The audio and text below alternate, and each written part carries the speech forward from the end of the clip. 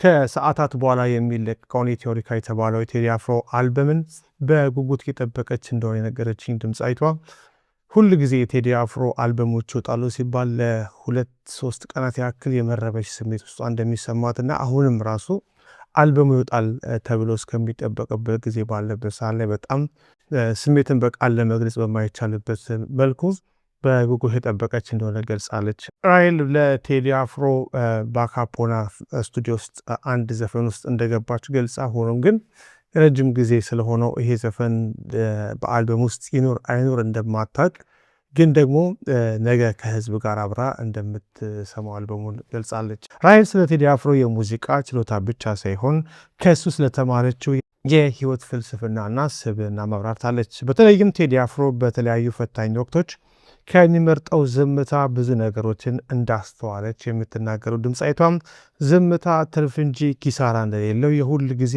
ምሳሌም መምህሬም ቴዲ አፍሮ ነው በማለት በዝምታ ውስጥ ብዙ ነገሮችን ማለፍና ማሸነፍ እንደሚቻል ከእሱ መማሯን መስክራለችም።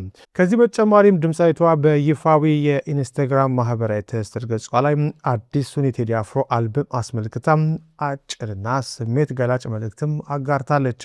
በመልእክቷም ቴዲ ክብር፣ ፍቅር፣ ችሎታ እንኳንም የኛ ሆንክ፣ ሙዚቃም ሀገርህም ትፈልግሃለች፣ እንወድሃለች፣ ነገን በጉጉት በማለት አድናቆቷንና ጥልቅ የጥበብ ፍቅሯን ገልጻለች።